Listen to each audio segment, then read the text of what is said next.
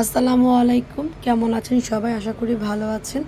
তো at first sorry for my voice. আসলে আমার গলাটা ভেঙে গেছে, মানে গলা তো আর ভাঙে না, ভয়েসটা আর কি প্রবলেম। যাই হোক, তো এটা হচ্ছে আমরা যে ঈদ ভ্যাকেশনে আমার নানুর বাড়ি, মামাদের বাড়ি যে বিক্রমপুর গিয়েছিলাম। তো ওখানে হচ্ছে মানে আমার আম্মুর খালাতো ভাই হয় তারা। তো এখানে আমরা সকাল সকাল সেকেন্ড দিন আমরা উঠে ব্রেকফাস্ট করে নিলাম। ব্রেকফাস্টে ছিল বিক্রমপুরের ঐতিহ্যবাহী আম, যেটা হয় যে খুদের চালের ভাত বা বৌয়া, সাথে ছিল আলু ভর্তা, কালো জিরা ভর্তা, যেটা হয় যে ভর্তা দিয়ে খেতে বেশি ভালো লাগে। আর আমরা যেহেতু ডিম পছন্দ করি, ডিম ছিল। তো এরপরে হচ্ছে এখানে আমাদের সাথে দেখা করতে আসলো এই যে ছোট্ট মেহমান, অ্যান্ড ও হচ্ছে আমার আরেক মামাতো ভাই, আমার আরেক খালাতো ভাইয়ের বেবি। অ্যান্ড ওদের বাসা কিন্তু দুইটা আসলে পাশাপাশি বিল্ডিং বাড়ি।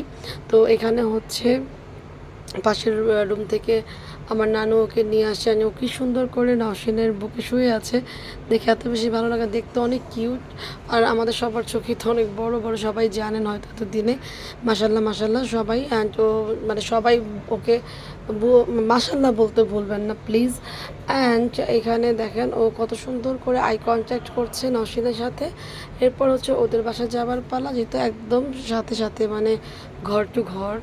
তো এখানে চলে আসলাম। অ্যান্ড ওদের বাসাটা না দেখতে অনেকটা রিসর্টের মতো। অ্যান্ড দেখেন ওদের বাসার পিছন সাইডে কি সুন্দর করে লেক, গাছপালা, ক্ষেত, এরকম কচুরি, মানে সব কিছু আছে, দেখতে অনেক বেশি ভালো লাগে। মজার কথা হলো যে এখানে যখন আমি ভিডিও করি, ছবি তুলি, টিকটক করি, আমার অনেকে ভাবছে যে আমি একটা রিসর্টে আছি। মানে আমাকে তো রীতিমতো কয়েকজন ফোন করে ধমকাধমকি শুরু করছে, হ্যাঁ আমাদের রেখে তুই ঘুরতে গেছিস রিসর্টে। পরে আমি ভিডিও কলে দেখালাম যে দেখ, এটা আমার মামার বাড়ি। তো এই হচ্ছে অবস্থা। আমার কিন্তু বেশ মজা লাগে এই জিনিসটা। অ্যান্ড এখনও মনে করে হাসতেছি ব্যাপারটা নিয়ে। অ্যান্ড এই তো তারপর হচ্ছে আমি নওশিনকে বললাম আমাকে এখানে একটা ছবি তুলে দাও, আমার জায়গাটা অনেক অনেক বেশি ভালো লেগেছে।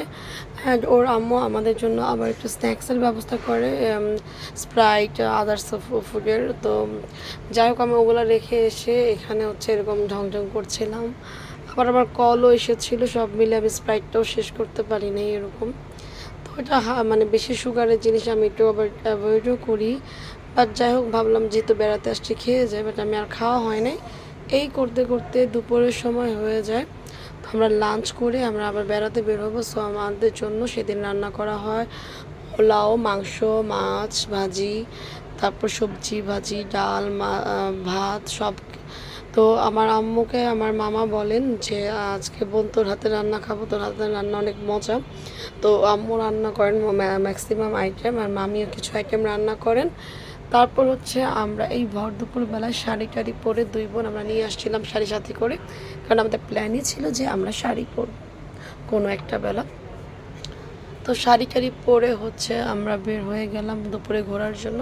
অ্যান্ড আমি একটা সফট সিল্ক শাড়ি পরেছি। অ্যান্ড এটা আমার যারা ক্লোজ বা যাদের সাথে আমি অনেক বছর শাড়ি পরে কাজ করেছি ওরা জানে যে আমি সিল্ক অ্যান্ড জর্জেট শাড়ি পরতে বেশি পছন্দ করি। আমার কাছে জানে কেন কমফোর্ট ফিল হয়। সুতি শাড়ি নট অলওয়েজ, চেষ্টা করি অ্যাভয়েড করার, কারণ আমার কাছে মনে হয় আমি হাঁটতে গেলে আটকে যাই, এরকম একটা অবস্থা। অ্যান্ড এটা হচ্ছে আমার অনেক পছন্দের একটা জায়গা। এখানে একটা সুন্দর মাচা আছে যেখানে বসে ছবি তোলা যায় সুন্দর মতন। এই গাছটা অনেক বেশি সুন্দর, এখানে দৃশ্যটাও অনেক বেশি সুন্দর। এর আগের রাতে যখন আমরা সব মানে আমার মামার বাড়িতে জন্য খাবার দাবার কিনতে যাই, যে কী নিয়ে যাবো, ফল ফাকড়ি এটা সেটা, তখন আমি জায়গাটা যাওয়ার সময় দেখি, আর আমি ভাবি যে পরের দিন এসে আমি এখানে ছবি তুলবো। তারপর হচ্ছে এই জায়গাটা আমার নানুর আসল বাপের বাড়ি, যেটা হচ্ছে এই সাইডটা, মানে রাস্তার এপার ওপার মাওয়া হাই রোডে। তো এই জায়গার ওইখানের ওই যে উপরে দেখতে পাচ্ছেন পাহাড়ের উপরে, এটা কিন্তু অ্যাকচুয়ালি রেল লাইন। জায়গাটা অনেক বেশি সুন্দর, কেউ যদি এখানে চান জায়গাটা মাস্ট ঘুরে আসবেন।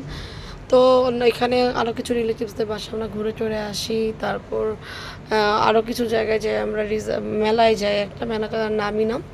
তো আর কয়েক জায়গায় আমরা ছবি টবি তুলে হচ্ছে আমরা আবার বাসার দিকে ব্যাক করব।